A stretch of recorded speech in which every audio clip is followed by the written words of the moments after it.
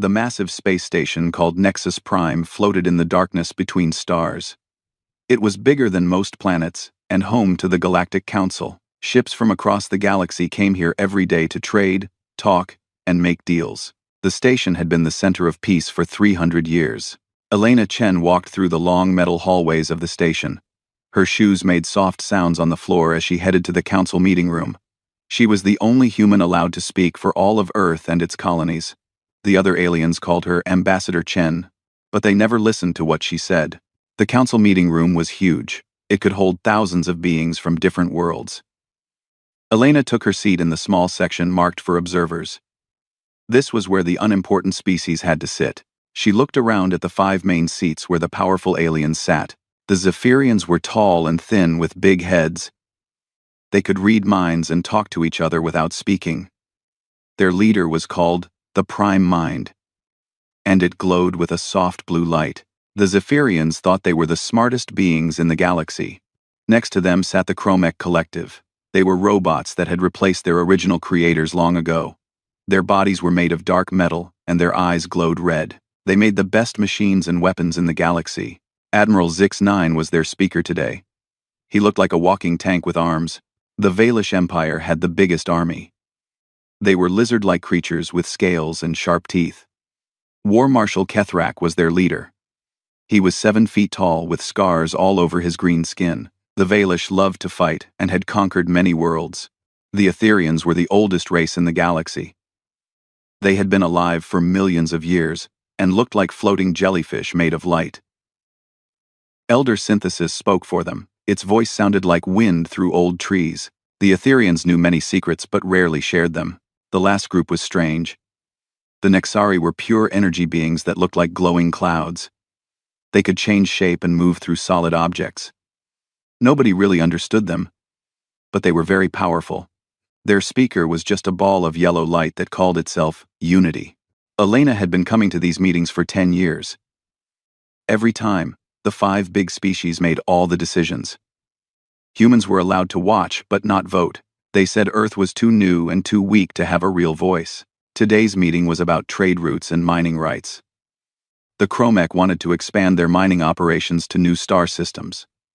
The Valish wanted to build more military bases. The Zephyrians wanted to study primitive species on new worlds. The Sector 7 Alpha has good mineral deposits, Admiral Zix-9 said in his electronic voice. The collective requires access for mining operations. War Marshal Kethrak looked at the star map floating in the center of the room. That sector borders human space. The humans have weak ships. They cannot defend it anyway. Elena stood up slowly. Excuse me, but that sector has 3 human colonies. New Eden has 7 million farmers living there. The whole room went quiet for a moment. Then War Marshal Kethrak started laughing. His rough voice echoed through the chamber. Did the little human just speak without permission? Kethrak said. Humans are like children playing with toys they found. You have 12 small worlds and think you matter. The prime mind of the Zephyrians glowed brighter. The human mind is simple. They think in straight lines. No creativity. No vision. Elder Synthesis floated higher above its seat. In all our years, we have seen many young species. Humans are not ready for expansion. You need more time to grow up. Unity, the Nexari energy being, pulsed with different colors.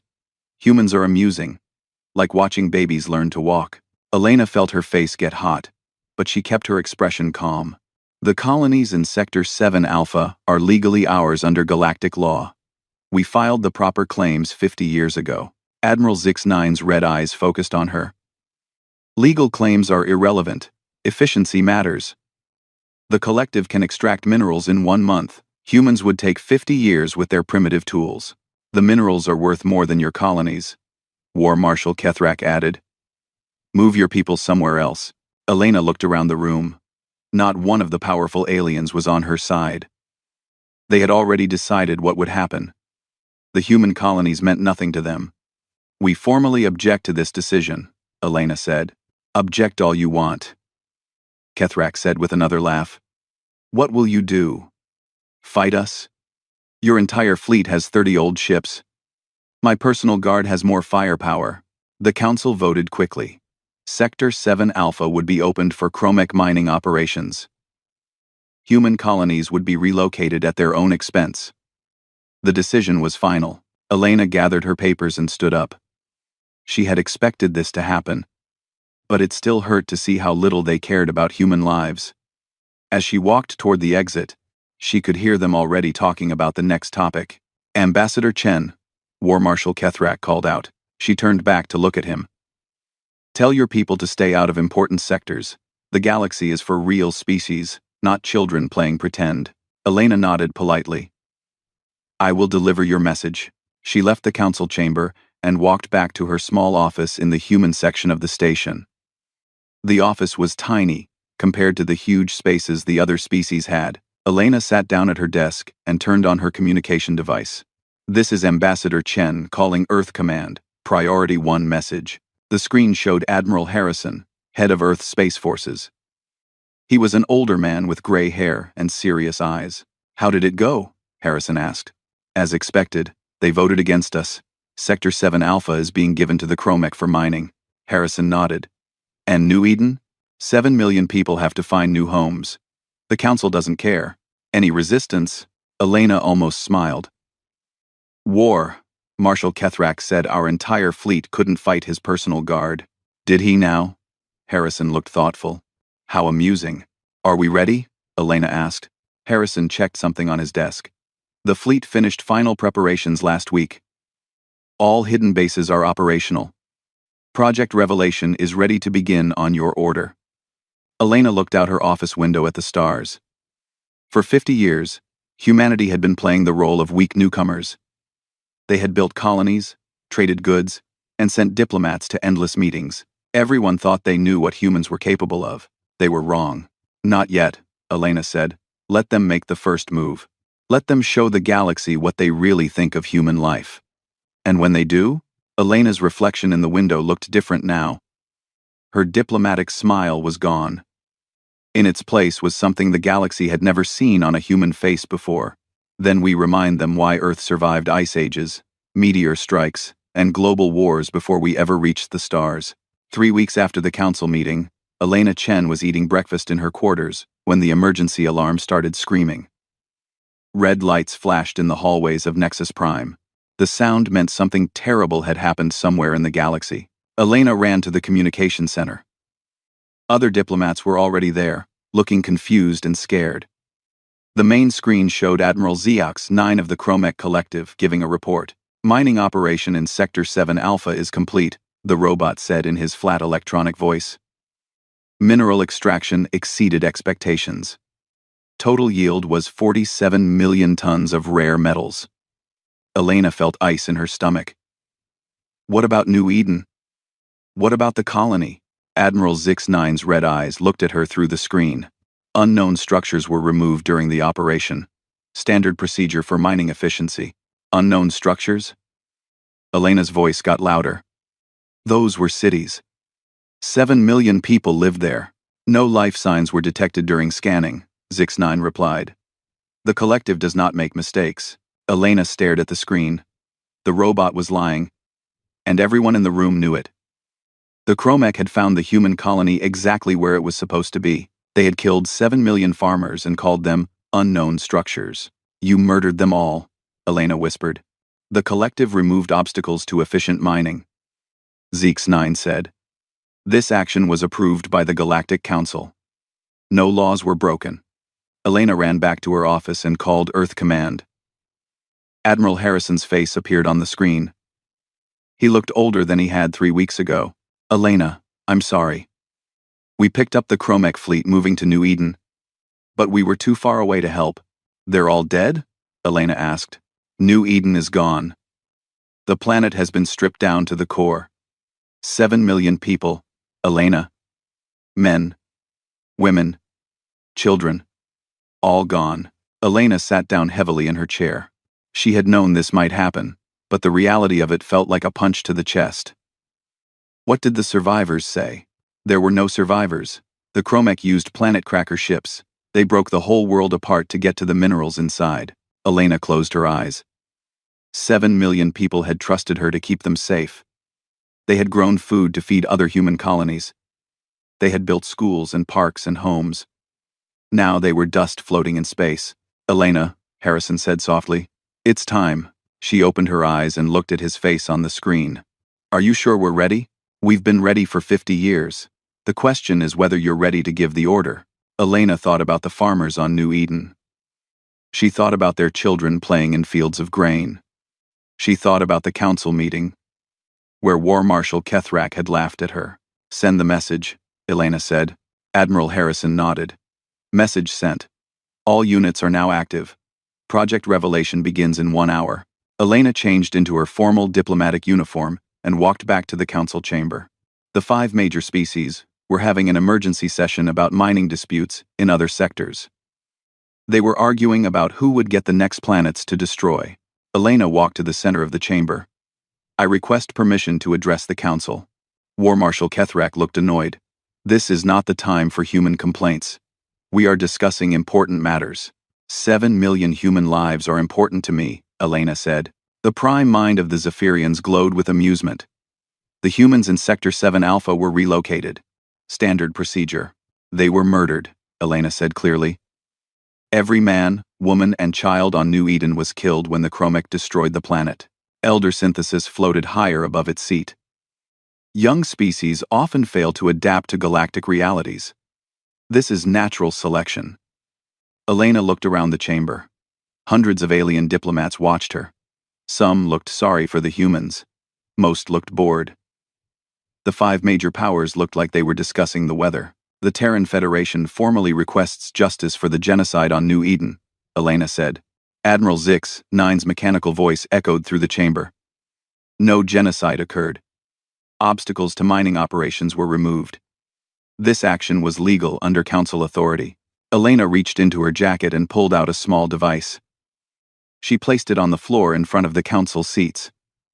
The device started glowing with a soft blue light. "The Terran Federation rejects the Council's authority in this matter," Elena said. Her voice was calm, but every word carried clearly through the chamber. "We invoke Article 7 of the Galactic Charter, the right of species self-defense." The chamber went completely silent. Article 7 was old law that let species fight back when their survival was threatened. It had not been used in over 200 years.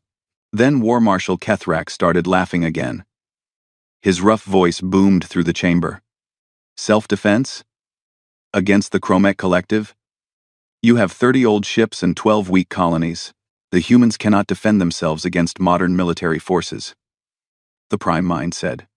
"This is mathematical fact. Unity, the Nexari energy being, pulsed with bright colors. Amusing. The children want to play war games." Elena waited for them to finish laughing. The small device at her feet was recording everything they said. Every insult. Every threat. Every dismissal of human life was being saved in its memory. "The Terran Federation hereby declares a formal state of war against the Chromec Collective for the crime of genocide," Elena announced. The laughter stopped. War Marshal Kethrak leaned forward in his seat. "Did you just declare war on the Collective?" "Where?" "Content. Yes," Elena said simply. "You will lose in less than 1 day," Admiral Zix-9 stated. "The Collective fleet has 500 advanced warships. Human resistance will be eliminated efficiently." Elena picked up the recording device and put it back in her jacket. "We will see." Chloe. As she turned to leave, War Marshal Kethrak called out to her. "Human, your species has just committed suicide. When the Collective is done with you, there will be nothing left of Earth or its colonies." Elena stopped and looked back at him. For the first time since the massacre, she smiled. "War Marshal, you have been studying us for 50 years. You think you know everything about humanity. We know you are weak," Kethrak said. "You know what we wanted you to know," Elena replied. "You have seen our diplomats, our traders, our farmers. You have never seen our soldiers." Elder Synthesis's ancient voice whispered through the chamber. "Humans have soldiers?" Elena's smile got wider. "Every human is a soldier, Elder. We just forgot to mention that during our first meeting 50 years ago." She walked out of the chamber, leaving behind 5 confused alien species and hundreds of worried diplomats. As the doors closed behind her, Elena activated her personal communicator. "Admiral Harrison, this is Ambassador Chen. The declaration has been delivered. Understood. All ships are moving to battle positions. The collective fleet is already heading toward our border. Elena walked through the corridors of Nexus Prime one last time. In a few hours, she would take the last human ship back to Earth. The galaxy was about to learn something that humanity had kept secret for 50 years. They were not farmers pretending to be warriors. They were warriors who had been pretending to be farmers. Admiral Zix-9 stood on the bridge of his flagship, the Void Render. Around him, 500 Chromech warships moved through space like a metal storm. Each ship was bigger than anything humans had ever built. Their weapons could destroy planets. Their shields could stop any known attack. The Admiral's red mechanical eyes studied the tactical display. Intelligence reports said humans had maybe 30 ships scattered across 12 colonies. This would not be a battle. It would be an extermination. Admiral, reported Captain Vel 7 from the sensor station. We have reached the edge of human space. Alpha Centauri system is ahead. Begin scanning for human vessels, Zix-9 ordered. Locate their fleet and destroy it. The Chromech fleet spread out in perfect formation. Their scanners reached deep into space, looking for signs of human ships. For an hour, they found nothing. Then the sensors detected something small approaching from the inner system. 12 contacts detected, Vel 7 reported. Human ships, very small. No energy shields detected. Zix-9 looked at the display. 12 tiny dots moved toward his massive fleet. The human ships were so small they barely showed up on sensors. They had no shields, no heavy weapons, no advanced technology that the scanners could detect. Are they surrendering? Asked Captain Vel 7. No surrender signal received, reported the communications officer. They appear to be moving into attack formation. Zix-9 would have laughed if his mechanical body could make that sound. 12 tiny human ships against 500 Chromech warships. It was like insects attacking a mountain. Target the human vessels, Zix-9 ordered. Fire when ready. The lead ships of the Chromech fleet began charging their main weapons. Plasma cannons that could melt asteroids powered up with deadly energy. Quantum torpedoes loaded in their tubes. The humans were flying straight into the most powerful military force in the galaxy. Then something impossible happened. The 12 human ships simply vanished. Report, Zix-9 demanded. Sensors show no contacts, Vel 7 said, confusion in his electronic voice. The human ships are gone. Gone where? Ships cannot just disappear. Unknown, Admiral. One moment they were there. The next moment, empty space. Zix-9 studied the tactical display. No ships. No debris. No energy signatures. The humans had simply stopped existing. Then the sensors went completely white. Emergency alarms screamed through the Chromech fleet. Ship after ship reported the same thing. Their sensors were being overwhelmed by some kind of massive energy surge. But the energy was coming from everywhere at once. When the sensors finally cleared, Admiral Zix-9 stared at something that should not exist. Where his lead squadron of 150 ships had been, there was now empty space. Not destroyed ships, not floating wreckage, nothing. 150 advanced warships had been erased from existence. In their place, hanging in space like it had always been there, was a single human vessel. The ship was unlike anything in the galactic databases. It was huge, maybe twice the size of the Void Render. Its hull was smooth and black, with no visible weapons or engines. It looked more like a piece of space itself than a manufactured vessel. How? Vel 7 whispered. The human ship began broadcasting on all frequencies. The voice that came through was calm and female. Chromech Fleet. This is Admiral Sarah Martinez, of the Terran Defense Force. You killed our farmers. Now you face our soldiers. Admiral Zix-9 activated his communication system. Human vessel, you are outnumbered 4-1. Surrender now, and your death will be quick. Admiral, the human voice replied. You still don't understand what you're facing. The black human ship began to move. But it didn't move like other ships. It seemed to bend space around itself, appearing in multiple locations at the same time.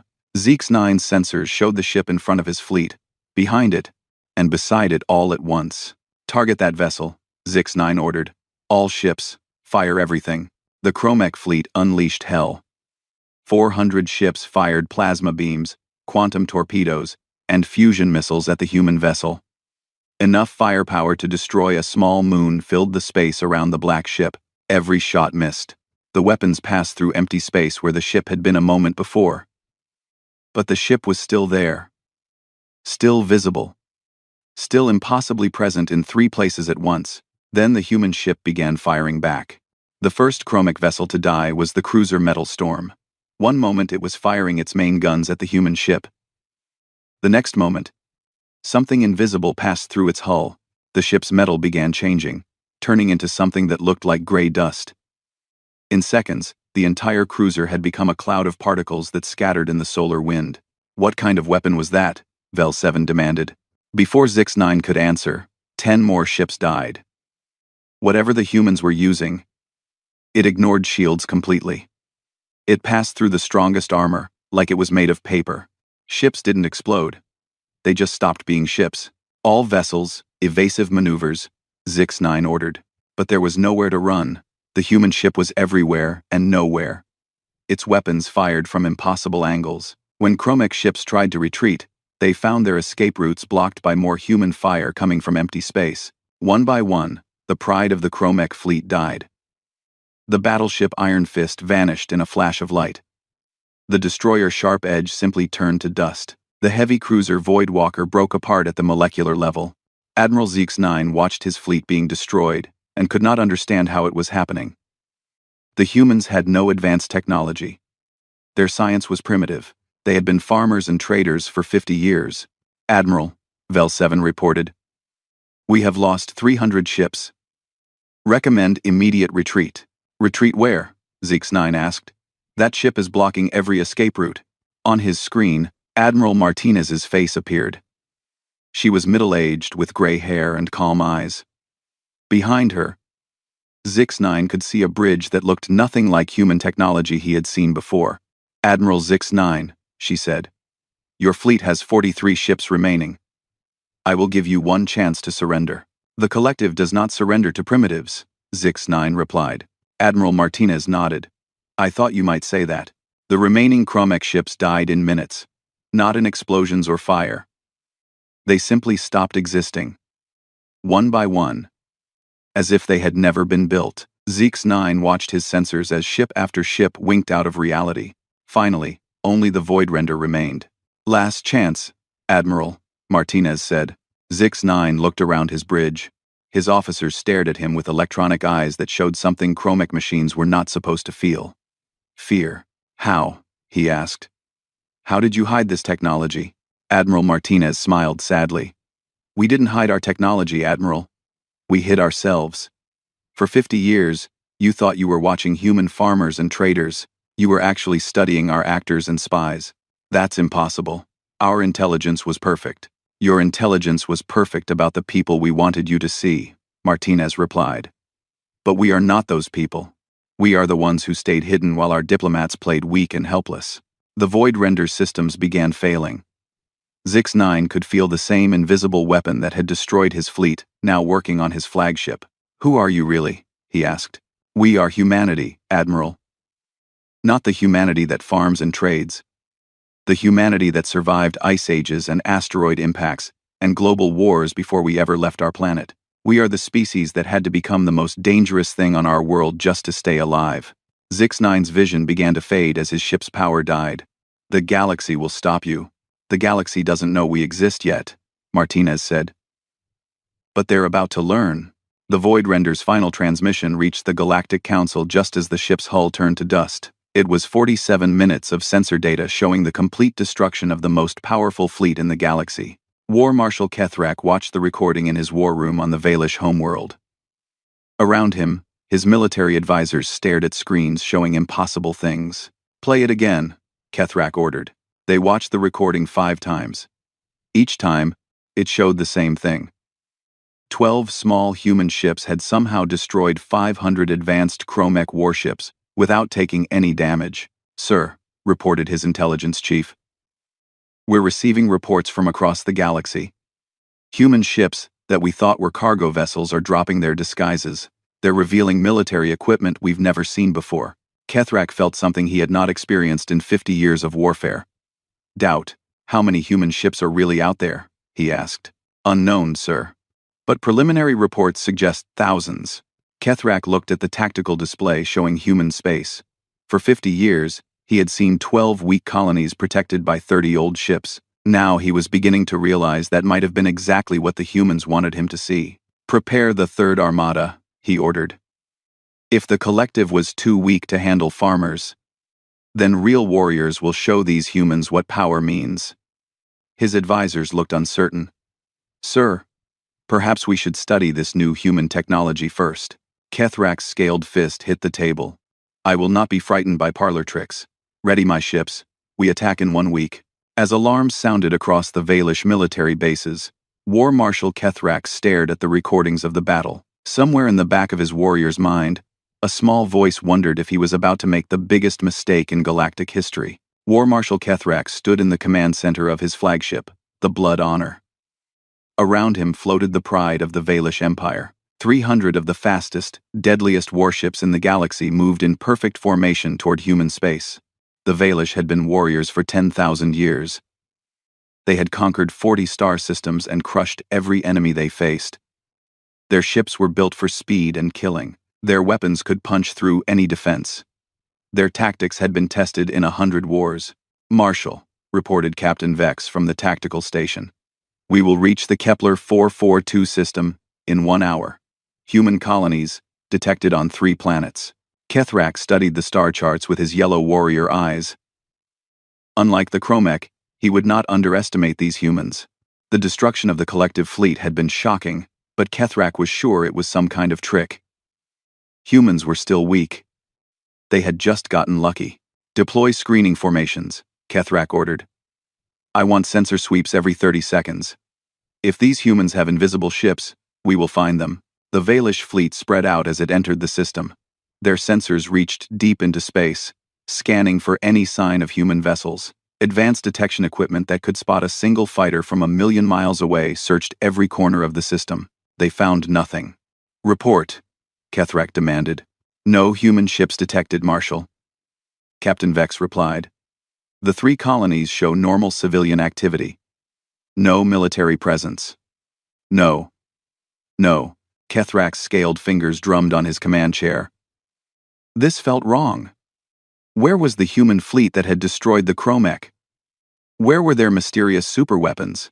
"Begin planetary bombardment," Kethrak ordered. "If they want to hide, we'll force them out." The first wave of Valish ships moved toward the nearest planet. Their plasma cannons began charging for a full surface attack. If humans wanted to play games, Kethrak would burn their worlds until they came out to fight. Then the Sword of Victory. A heavy cruiser on the fleet's left wing simply wasn't there anymore. "Captain Vex," Kethrak called. "Where is the Sword of Victory?" Vex checked his instruments twice. "Unknown, Marshal. The ship was there 30 seconds ago. Now sensors show empty space." "Ships don't disappear," Kethrak growled. "Find it." Before Vex could respond, 2 more ships vanished. The destroyer Fast Strike and the cruiser Warcry were there one moment and gone the next. No explosions. No weapon signatures. They just stopped existing. Kethrak felt his warrior instincts screaming warnings. This was not how battles were supposed to work. Enemies should be visible. They should fight with honor. They should not hunt from shadows like cowards. "All ships, defensive formation," Kethrak ordered. "Maximum shields. All weapons ready," but there was nothing to shoot at. The human ships remained invisible, while Valish vessels continued to disappear. Sometimes it was 1 ship. Sometimes 3 or 4 vanished together. Each time, there was no warning and no trace. "Marshal," Captain Vex reported, his voice tight with fear. "We've lost 50 ships in 20 minutes. We still have no targets." Kethrak's comm system activated. A human voice spoke in perfect Valish. "War Marshal Kethrak. This is Admiral Martinez. I believe we met briefly at Alpha Centauri." "Show yourself, coward," Kethrak snarled into his communicator. "Fight with honor." "Honor?" The human woman laughed. "You came here to burn our colonies. You plan to kill millions of civilians. And you speak of honor?" Around the fleet, more ships died. The battlecruiser Savage Wind became a cloud of metal fragments. The destroyer Quick Death broke apart at every joint. The assault ship Warhammer simply faded away like it was made of smoke. This is not battle, Kethrak protested. This is murder. No, Marshal, Admiral Martinez replied. This is hunting. We learned about your tactics 50 years ago. Every war game your people played, every training exercise, every battle formation, we studied you like scientists study insects. Kethrak's sensor officer looked up from his station. Marshal, I'm detecting movement in the asteroid field, something large. On the main screen, space itself seemed to bend and twist. Then a human ship appeared, floating among the asteroids like it had always been there. It was smaller than Kethrak expected, maybe half the size of his flagship. Its hull was dark gray with strange patterns that seemed to shift and move. There, Kethrak pointed. All ships, target that vessel. Fire everything. 200 Valish warships turned their guns on the human ship. Plasma beams, fusion missiles, and particle cannons filled space with deadly energy. The firepower was enough to destroy a small moon. Every shot missed. The weapons passed right through the human ship like it was made of air, but the ship was still there, still solid, still impossible. Hologram, Captain Vex suggested. Holograms don't appear on sensors, Kethrak replied. He was beginning to understand that humans had technology beyond anything in the galactic databases. The human ship began moving toward his fleet. As it came closer, Kethrak could see details of its design.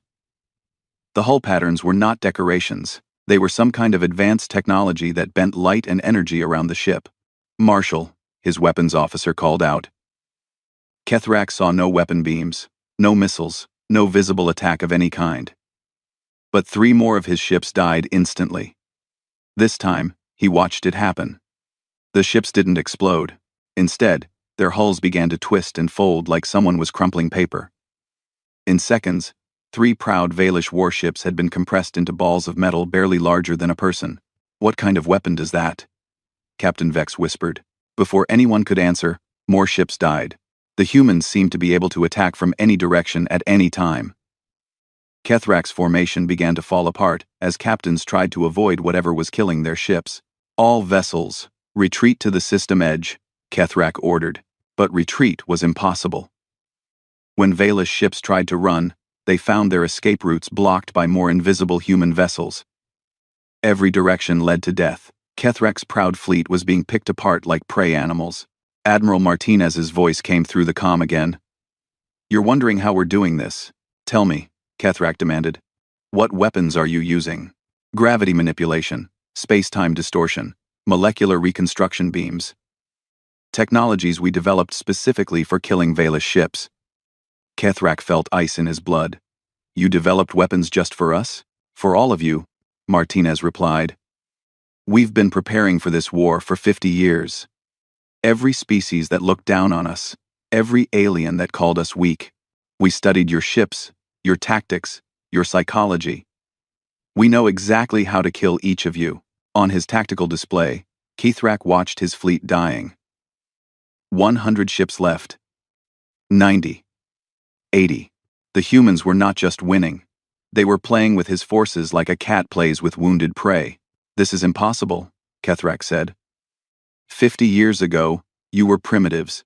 50 years ago, we wanted you to think we were primitives, Martinez corrected. While your diplomats met with our actors, our real scientists were building weapons that could end civilizations. 60 ships left. 50. The Blood Honor was now surrounded by clouds of twisted metal that had once been the Valish Empire's finest vessels. Your mistake, Marshal, Martinez continued, was thinking that because we appeared weak, we actually were weak. On Earth, the species that survive are not the strongest or fastest. They are the ones that best understand their enemies. 40 ships. 30. Kethrak's crew looked at him with eyes that held no hope. The greatest military force in Valish history was being destroyed by an enemy they could not see or fight. Please, Kethrak said, and the word tasted like poison in his mouth. Warriors did not beg. But watching his people die for nothing was worse than shame. Marshal, Admiral Martinez said softly, your species has conquered 40 star systems. You have enslaved entire civilizations. You have gloried in war and celebrated death. Did you think that violence would never find its way back to you? 20 ships left. Kethrak's own flagship shuddered as something invisible grabbed hold of its hull. Through his windows, he could see space itself bending around the Blood Honor. My people will avenge us, Kethrak warned. Your people will learn to behave, Martinez replied. Because this is what happens to species that threaten humanity. We don't just defend ourselves, we make sure the threat never exists again. The Blood Honor's hull began to twist. Kethrak felt the ship's gravity systems failing as human weapons tore at the structure of space around his vessel. His crew held onto their stations as the deck tilted at impossible angles. In his final moments, War Marshal Kethrak understood what Admiral Martinez had been trying to tell him. Humans were not another species to be conquered. They were something else entirely. They were predators that had learned to look like prey. The last transmission from the Valish Third Armada reached the Empire's homeworld just as the Blood Honor folded in on itself like origami made of metal. The recording showed 300 advanced warships being systematically destroyed by an enemy that could not be seen, tracked, or fought. Across the galaxy, other species watched the transmission and began to realize a terrible truth. For 50 years, they had been sharing space with something that had been studying them, learning their weaknesses, and preparing for war. The humans had not been discovered by the galaxy. They had been infiltrating it. In the Etherian archives, ancient scholars worked frantically to find references to species like humanity. The Zephyrians tried to probe human minds and found them protected by mental defenses that should not exist. The Nexari energy beings discovered that human consciousness could somehow interact with pure energy in ways that terrified them, but it was too late for warnings. Across the galaxy, thousands of ships that had been disguised as human traders and explorers began revealing their true nature. Military bases that had been hidden as research stations came online. Weapons, platforms that had been orbiting as communications, satellites powered up their guns. The galaxy was about to learn that humanity had not been playing the same game as everyone else. While other species had been competing for power and territory, humans had been preparing for total war, and the war was just beginning. The emergency meeting of the remaining galactic powers took place in the most secure location they could find. Deep inside the Etherian home system, protected by ancient shields and reality-warping technology, the last free species gathered to plan humanity's destruction. The prime mind of the Zephyrians pulsed with angry blue light as it spoke without words to the others. Elder synthesis of the Etherians floated like a glowing jellyfish above the meeting table. Unity, the Nexari representative, flickered between different energy patterns as it tried to control its fear. The humans have destroyed two of the galaxy's major military forces, Elder Synthesis said in its ancient voice. This should not be possible. Our archives show humans as a young species with primitive technology. Your archives are wrong, the Prime Mind replied through telepathic waves. We have attempted to scan human minds for 50 years. They appear to think in basic patterns, but now we suspect those thoughts were false. Unity shifted to a red energy form that meant anger. Impossible. No species can fool Zephyrian mind reading for decades. Unless, Elder Synthesis said slowly, they have been planning this deception since before they made contact with us. The three species shared a moment of terrible understanding. If humans had been lying about their capabilities for 50 years, then everything the galaxy knew about them was false. The weak farmers and nervous diplomats might have been actors. The primitive technology might have been disguises. The small fleet of 30 ships might have been the smallest part of a much larger force. We must combine our strengths, the Prime Mind decided. Zephyrian mind control, Etherian reality shaping, and Nexari energy manipulation. Together, we can stop them. Agreed, Unity pulsed with determination. Humans may have hidden weapons, but they are still biological. Our powers work on biological minds. Elder Synthesis's ancient wisdom whispered warnings. But even it could not imagine how prepared humanity really was. The combined fleet that gathered to face humanity was unlike anything the galaxy had ever seen. Zephyrian mind ships that could drive entire crews insane with a thought. Etherian vessels that could change the laws of physics around them. Nexari energy forms that could possess enemy ships and turn them against their own fleets. They met the human forces at the edge of the solar system, humanity's birth system. What they found waiting for them was a single ship. It was massive, bigger than any vessel in galactic history. The hull seemed to be made from pieces of destroyed Chromek and Vela ships, welded together, with technology that should not exist. Weapons from a dozen different species lined its surface, but they had been changed in ways that made them more deadly than their original designs. Human vessel, the Prime Mind broadcast telepathically to the ship. You are outnumbered 300 to 1. Surrender and your deaths will be quick. The response came from a familiar voice. Ambassador Elena Chen appeared on their screens, but she was different now. Gone was the polite diplomat who had sat quietly in the observer section of the Galactic Council. In her place was someone who looked like she had been born for war. Prime Mind, Elder Synthesis, Unity, Elena said, speaking each name with cold precision. You have come to my people's home system to threaten us. That was a mistake. We have come to end your threat to galactic peace, Elder Synthesis replied. Elena laughed, and the sound made the alien leaders feel something they had not experienced in thousands of years. Fear of a predator. Galactic peace? You mean the peace where stronger species murder weaker ones for their resources? Where 7 million farmers can be killed and called acceptable losses? That kind of peace? The Prime Mind focused its telepathic power on Elena's mind. For 50 years, Zephyrians had been able to read human thoughts easily. Now the Prime Mind reached out to take control of Elena's brain and found something impossible. Her mind was not there. Instead of biological thoughts, the Prime Mind touched something cold and mechanical. Elena's consciousness was protected by mental barriers made of pure logic and calculation. When the Prime Mind tried to push deeper, defensive systems activated that felt like touching molten metal. Surprised? Elena asked, watching the Prime Mind recoil from her protected thoughts. Did you think we would not prepare for telepathic attacks? We have been practicing mental defense for 50 years. Unity, the Nexari energy being, tried a different approach. It sent tendrils of pure energy toward the human ship, planning to possess its computer systems and turn the vessel's weapons against itself. The energy tendrils touched the ship's hull and screamed.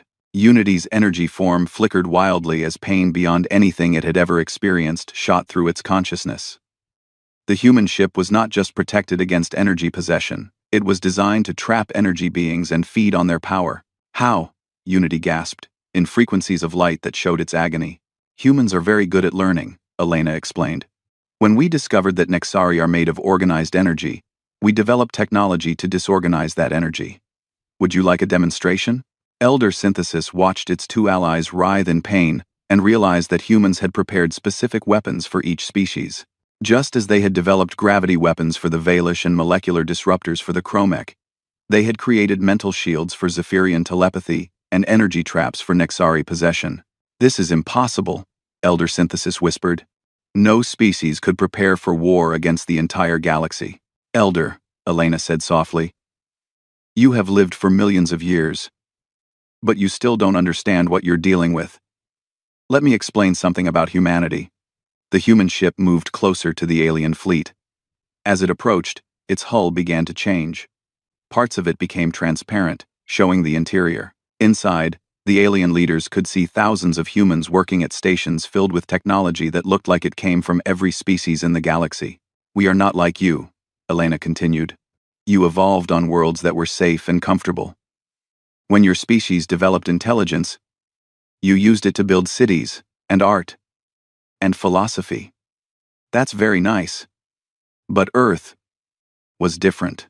The images on the screen changed to show Elena's home planet. But this was not the peaceful blue world that human diplomats had shown the galaxy. This was Earth as it really was, a world of ice ages and volcanic eruptions, continents that moved and crushed everything on them, meteors that turned day into night and killed everything larger than insects. On Earth, intelligence was not enough to survive, Elena explained. The planet tried to kill us with cold, heat, disease, starvation, and natural disasters. The only humans who lived were the ones who learned to adapt to anything, plan for everything, and never trust that tomorrow would be the same as today.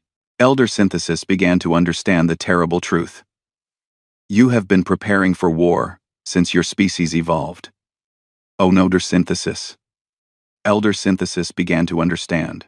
Every human is born knowing that survival depends on understanding your enemies better than they understand themselves, Elena confirmed. When we reached space and met other species, we did what humans always do. We studied you. We learned your strengths and weaknesses. We prepared for the day when you would try to destroy us. The alien fleet tried to retreat, but found their escape routes blocked by more human ships that seemed to appear from empty space. Hundreds of vessels that had been hiding with technology beyond galactic understanding began to surround the combined fleet. This is impossible, the Prime Mind repeated desperately. We monitored human space for 50 years. You had 12 colonies and 30 ships. You monitored what we wanted you to see, Elena replied. Our real colonies are hidden in systems you never knew existed. Our real fleet has been building in the empty spaces between galaxies. The 12 worlds and 30 ships were just the pieces we were willing to lose if you attacked us. The truth was worse than any of them had imagined. For 50 years, the galaxy had been infiltrated by human agents, pretending to be traders, diplomats, and explorers. Every time they had shared technology with humans, every time they had explained their capabilities, every time they had demonstrated their weapons, they had been teaching humanity how to destroy them. Unity's energy form was fading as the human ship continued to drain its power. What do you want? It managed to pulse. We want the galaxy to learn how to behave, Elena answered. For too long, strong species have bullied weak ones. Powerful civilizations have destroyed peaceful ones. That ends now. Elder Synthesis tried one last desperate move. It reached out with reality-warping power to change the laws of physics around the human ship. If it could alter space-time itself, it might still save the Alliance. The Etherian's power touched something that felt like touching the sun. Elena's ship was not just protected against reality manipulation. It was designed to use that manipulation as fuel for its own weapons. Did you really think, Elena asked as Elder Synthesis screamed in pain, that we would not prepare for enemies who could change the laws of physics?